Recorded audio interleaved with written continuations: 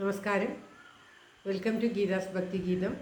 One day one ശ്ലോകം. Shrimad Mahabhagavatam 1044th day. Today 52nd sloka of Pradhamaskandam 13th chapter. For details please see the description box. Geetha's ഭക്തി ഗീതം ഒരു ദിവസം ഒരു ശ്ലോകം. ശ്രീമദ് മഹാഭാഗവതം ഇന്ന് 1044 ദിവസം. പ്രഥമസ്കന്ധത്തിലെ 13ാമത്തെ അധ്യായത്തിലെ 52ാമത്തെ ശ്ലോകം. ഓം നമോ ഭഗവതേ വാസുദേവായ. ഓം ശ്രീകൃഷ്ണ പരമാത്മനേ നമ. ഹരിശ്രീ ഗണപതയേ നമ. അവിഘ്നമസ്തു ശ്രീ ഗുരുഭ്യോ നമ.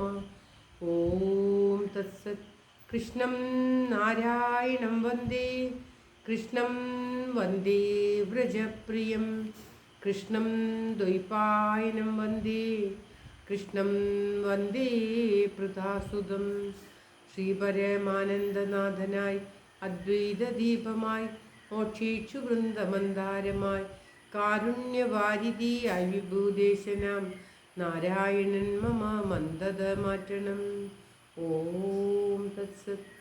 ശ്രീമദ് മഹാഭാഗവതം പ്രഥമസ്കന്ധത്തിലെ 13ാമത്തെ അധ്യായത്തിലെ 52ാമത്തെ ശ്ലോകം. ഓം തത്സത്.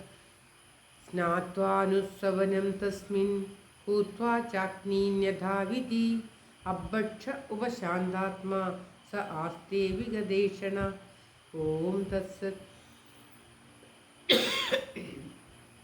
സ്നാത്വാനുസ്സവനം തസ്മിൻ ഭൂത്വാ ചാഗ്നീന്യഥാവിധി അബ്ബക്ഷ ഉപശാന്താത്മാ സ ആസ്തേ വിഗതേഷണ. ഓം തത്സത്. പദം ഇരിക്കേണ്ടത് സ്നാത്വ അനുസവനം തസ്മിൻ കൂത്വ ച അഗ്നി യഥാവിധി അബ്ബക്ഷ ഉപശാന്താത്മാ സ ആസ്തേ വിഗതേഷണ. അതായത് തസ്മിൻ അതിൽ അനുസവനം സന്ധ്യ തോറും 3 സന്ധ്യകളുണ്ട്.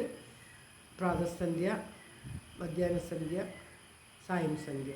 ഈ 3 സന്ധ്യ അതുകൊണ്ടാണ് സന്ധ്യ തോറും സ്നാത്വ സ്നാനം ചെയ്തിട്ട് യഥാവിധി വിധിപ്രകാരം അഗ്നികളെ ഹുത്വ ഹോമിച്ചിട്ട് അബ്ബക്ഷ ജലം മാത്രം അപ്പി മാത്രം ഭക്ഷിച്ചുകൊണ്ട് അപ്പ് മാത്രം ഭക്ഷിച്ചുകൊണ്ട് അപ്പ് എന്ന് പറഞ്ഞാൽ ജലം മാത്രം ഭക്ഷണമായിട്ട് ഉപയോഗിക്കുന്നവനും ഉപശാന്തമായ മനസ്സോടു കൂടിയവനും വിഗതേഷണ ഏഷണകളെ ഉപേക്ഷിച്ചിട്ട് 3 ഏഷണകളാണ് ഉള്ളത്. ഏഷണത്രയങ്ങളെ ഉപേക്ഷിച്ചവരുമായിട്ട് സ അവൻ ആസ്തേ ഇരിക്കുന്നു. അവൻ എന്ന് പറയുന്നത് ഇവർ 3 പേരും ചേർത്തിട്ടാണ്.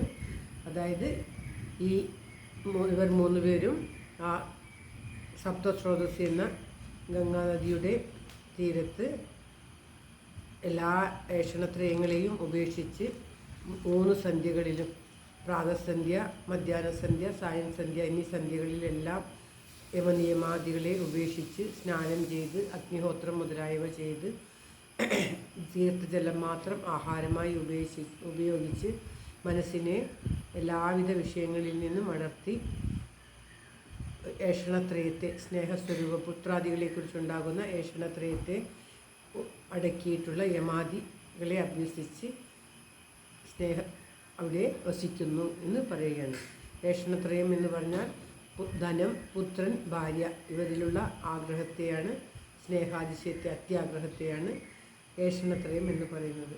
അങ്ങനെ പുത്രന്മാരിലും മറ്റുമുള്ള ആഗ്രഹം കൊണ്ടായിരുന്നു ധൃതരാഷ്ട്രർ രാജധാനി വിട്ട് പോകാതിരുന്നത്. വിദുരരുടെ ഉപദേശം കേട്ട് അവർ രാജധാനി വിട്ടു പോയി ഈ സപ്തസ്രോതസ് എന്ന സ്ഥലത്ത് ഇപ്രകാരം നിത്യം അനുഷ്ഠിച്ചുകൊണ്ട് ഇരിക്കുന്നു എന്ന് ധർമ്മപുത്രർക്ക് പറഞ്ഞു കൊടുക്കുകയാണ് നാരദർ.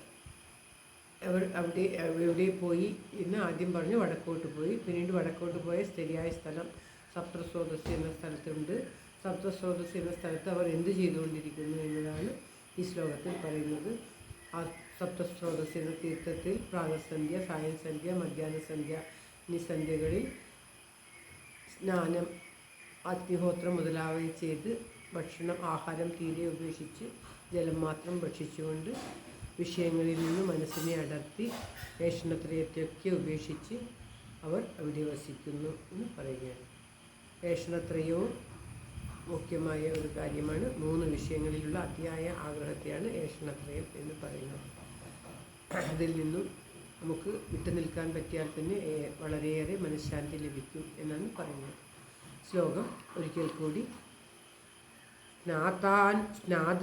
സ്നാത്വാനുസ്സവനം തസ്മിൻ ഹൂത്വാ ചാഗ്നീം യഥാവിധി അഭക്ഷ ഉപശാന്താത്മാ സ ആസ്തേ വിഗതേഷണ. ഓം തത്സത്. സർവത്ര ഗോവിന്ദനാമ സങ്കീർത്തനം. ഗോവിന്ദ ഗോവിന്ദ. എല്ലാവരുടെയും നന്മയ്ക്കും ആയുരാരോഗ്യ സൗഖ്യത്തിനുമായി പ്രാർത്ഥിച്ചുകൊണ്ട് ശ്ലോകം ഭഗവാന്റെ തൃക്കാൽക്കൽ സമർപ്പിക്കുന്നു. Geetha Rajan. Thank you for watching. All the best. Have A very very nice day. God bless you. ദൈവം അനുഗ്രഹിക്കട്ടെ. എല്ലാവർക്കും എല്ലാവിധ ആയുരാരോഗ്യ സൗഖ്യവും നന്മയും ഉണ്ടാകട്ടെ. ഓം തത്സത്.